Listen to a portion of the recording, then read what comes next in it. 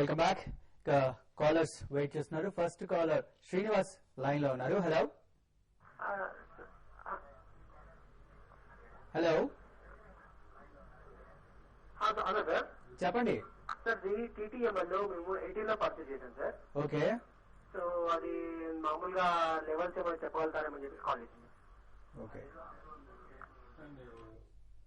టీటీఎంఎల్ అయితే current apps లో మీరు స్టాక్ అయితే నిన్న కొంచెం చాలా రోజుల తర్వాత స్టాక్ లో అప్ట్రెండ్ అనేది నిన్న కనపడింది.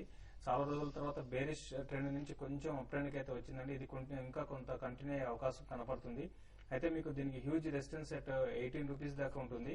At the same time support వచ్చి 16 రూపీస్ లో సపోర్ట్ ఉంటుంది. 18 రూపీస్ పైన ఇది సస్టైన్ అయితే మాత్రం 22 రూపీస్ దాకా స్టాక్ పెరిగే అవకాశం ఉంది. ఏదైనా కూడా ఇదంతా న్యూస్ బేస్డ్ ఎక్కువ ఉంది కాబట్టి లాంగ్ టర్మ్ ప్యాటర్న్ కూడా చాలా వీక్ ఉందని చెప్పొచ్చు.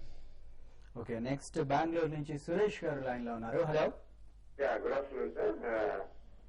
సార్ రిగార్డింగ్ సన్ నెట్వర్క్స్ గురించి సార్ నేను ఇప్పుడు యాక్చువల్గా 2 డేస్ స్కామ్ వల్ల డివిడి అంటే యునైటెక్ ఎలా పడిపోయింది అలా పడిపోయింది. సన్ నెట్వర్క్స్ కూడా ఛాన్సెస్ ఉందా?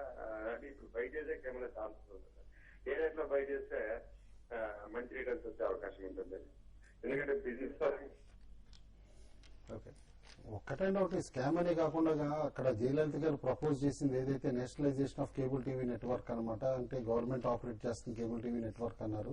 చేస్తే మార్జిన్స్ డెఫినెట్ గా ఫాలో అయ్యే పాసిబిలిటీ ఉంది. అది రూల్ అవుట్ చేయలేము. ఏదైతే స్టాక్ నిన్న క్రాష్ అయ్యి ఇవాళ రిలీఫ్ ర్యాలీ వచ్చిందో ఇది సస్టైన్ అవ్వాలంటే ఇవాళ క్లోజింగ్ ప్రైస్ ఏదైతే ఉంటుందో దానిపైన కంటిన్యూస్ గా నెక్స్ట్ వీక్ ట్రేడ్ అవ్వాలన్నమాట స్టాక్. బట్ అదర్వైజ్ 220, 240 లెవెల్స్ కి పట్టడం రూల్ అవుట్ చేయలేము. ఎందుకంటే that was the major support area అనమాట. ఇది వరకు మారన్ బ్రదర్స్ ప్రిఫరెన్షియల్ అలాట్మెంట్స్ తీసుకున్న రేంజ్ కూడా అదే కాబట్టి ఆ లెవెల్కి వస్తే కనుక సేఫ్ బెట్ అవుతుంది. బట్ టిల్ దెన్ మాత్రం స్టాక్ అవాయిడ్ చేయడమే బెటర్ అండి.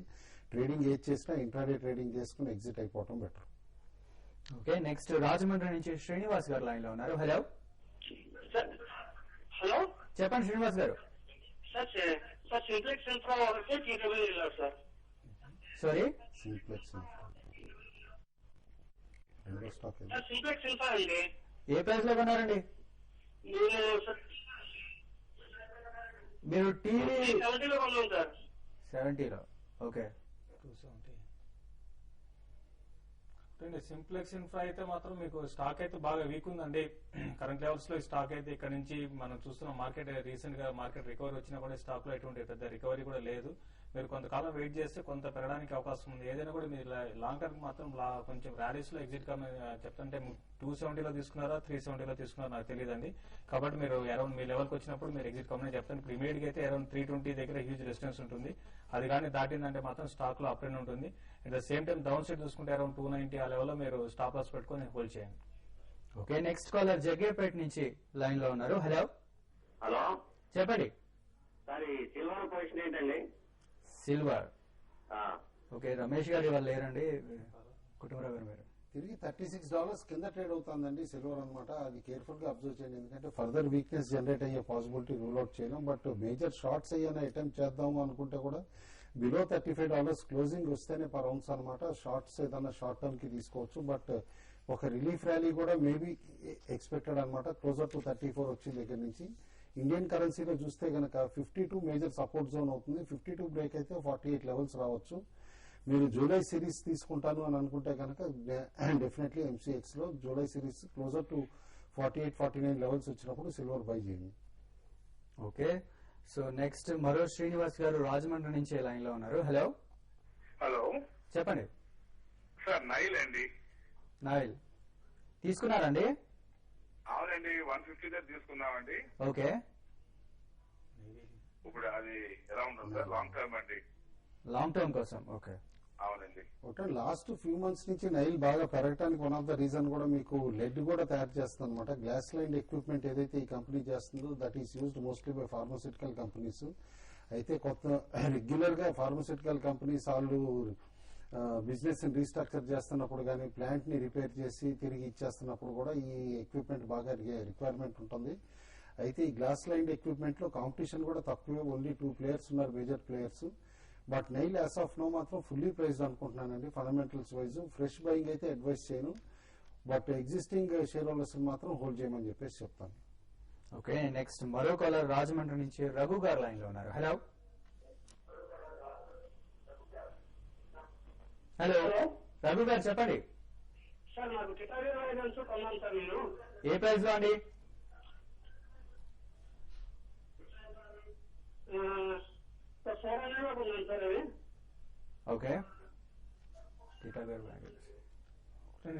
వ్యాగన్ మీరు హోల్డ్ చేయండి అండి. ఇప్పుడే స్టాక్ లో కొంచెం అప్ మూవ్ అనేది కనపడుతుంది. ఇక్కడ ఫర్దర్ గా స్టాక్ కూడా ఇంకా కొంచెం పెరగడానికి అవకాశం ఉందండి.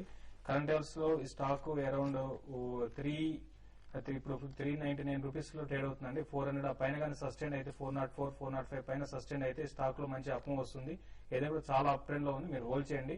ఇమీడియట్ అయితే 420 to 460 రూపీస్ దాకా టార్గెట్ గా చెప్పొచ్చు అండి, షార్ట్ టర్మ్ టార్గెట్. మీరు లాంగ్ టర్మ్ ఇన్వెస్ట్మెంట్ కూడా దీంట్లో హోల్డ్ చేయమని చెప్తానండి.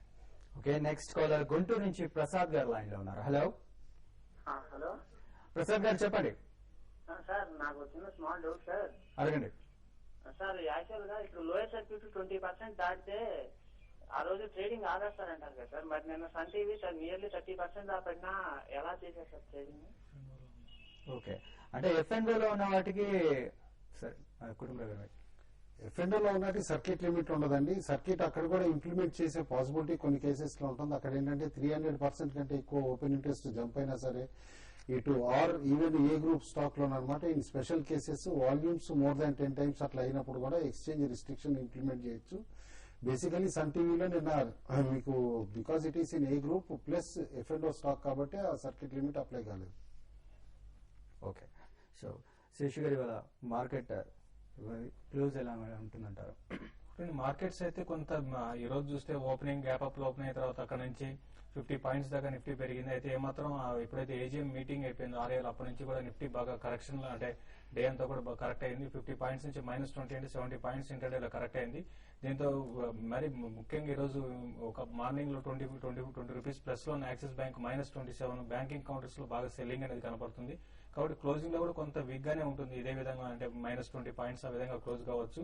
అయితే స్టాక్ స్పెషల్ మాత్రం కొంత స్ట్రెంత్ కనపరుస్తున్నాయి. లైక్ అనిల్ అంబానీ చెందిన స్టాక్స్ అన్ని కూడా చాలా స్ట్రాంగ్ ఉన్నాయి. దీంతో పాటు ఈ రోజు వీక్ గా ఉన్న కొన్ని స్టాక్స్ కూడా నెక్స్ట్ వీక్ కి లాంగ్ పొజిషన్ కూడా తీసుకోవచ్చు. అయితే నిఫ్టీ ఇంటర్డేలో మాత్రం 5520 దగ్గర సపోర్ట్ ఉంటుంది. 5520 కానీ బ్రేక్ అయిందంటే కొంత డౌన్ ట్రెండ్ ఇంకా ఫర్దర్ కూడా వీక్ కావచ్చు. మేజర్ సపోర్ట్ అయితే అరౌండ్ 5500 పైన దగ్గర నిఫ్టీకి సపోర్ట్ ఉంటుంది. రెసిస్టెన్స్ విషయానికి వస్తే 5540 ఇంటర్డేలో రెసిస్టెన్స్ నిఫ్టీకి ఉంటుంది. అలా 5540 పైన నిఫ్టీ వస్తే బై చేసుకోమని చెప్తాను. జేపీ అసోసియేట్స్ ఒకటి ఈ రోజు వీక్ ఉంది. నెక్స్ట్ వీక్ కి పొజిషన్ లాంగ్ పొజిషన్ క్యారీ చేయొచ్చు. Next week 84 rupees stop loss పెట్టుకోమని చెప్తాను. 8550 ఆ లెవెల్ పైన ఉంటేనే బై చేయమని చెప్తాను. ఓకే, కుటుంబరావు గారు ఇవాళ వీకెండ్ నెక్స్ట్ వీక్ ఎలా ఉంటుందంటారు? అలాగే సలహా ఇస్తారు ట్రేడర్స్ కి. అదే ఇప్పుడే శేషు మెన్షన్ చేసినట్టు కూడా బ్యాంకింగ్ స్టాక్స్ వీక్నెస్ జనరేట్ అయిందండి. మార్నింగ్ స్ట్రాంగ్ గా ఉన్నా కూడా స్టేట్ బ్యాంక్ కానీ యాక్సిస్ బ్యాంక్ కానీ అన్ని స్టాక్స్ కూడా పట్టడం. సిమిలర్లీ సిమెంట్ స్టాక్స్ కూడా మార్నింగ్ రెసిలియంట్ గా ఉన్నాయి. తర్వాత ఏసీసీ లాంటి స్టాక్స్ పట్టడం వల్ల కూడా మార్కెట్ లో వీక్నెస్ డెవలప్ అయింది. నేను అనుకుంటాం నెక్స్ట్ వీక్ డెఫినెట్లీ ఫార్మా తిరిగి రీబౌండ్ అవుతుంది అనుకుంటున్నా. ఇవాళ అయితే మైల్డ్ కరెక్షన్ ఏదైతే దివీస్ కానీ అదర్ స్టాక్స్ లో వచ్చిందో ఇది ఆపర్చునిటీ కింద తీసుకోమంట buying. And moreover 2-wheeler stocks లో కూడా selectively like maybe Hero Honda and Bajaj Auto కూడా నెక్స్ట్ వీక్ బాగోవచ్చు. అండ్ ఫైనాన్షియల్స్ ఒకటి కేర్ఫుల్ గా అబ్జర్వ్ చేయమంటాను. అంటే అదర్ దాన్ బ్యాంక్స్ అన్నమాట లైక్ రిలయన్స్ క్యాపిటల్ కానీ M&M ఫైనాన్షియల్ కానీ ఇలాంటి స్టాక్స్ ఇవన్నీ నెక్స్ట్ వీక్ రీబౌండ్ అయ్యే పాసిబిలిటీ ఉంది. ఎందుకంటే బ్యాంకింగ్ లైసెన్స్ పైన కాస్త న్యూస్ ఎక్స్పెక్టెడ్ నెక్స్ట్ వీక్. కాబట్టి ఈ స్టాక్స్ లో ప్రైస్ యాక్షన్ కూడా ఎక్కువ ఉండొచ్చు. ఓకే, ప్రస్తుతం Sensex around 60, Nifty around 20 points loss లో ట్రేడ్ అవుతుంది. ఇవి వాళ్ళ బిజినెస్ లాంచ్ విశేషాలు. బిజినెస్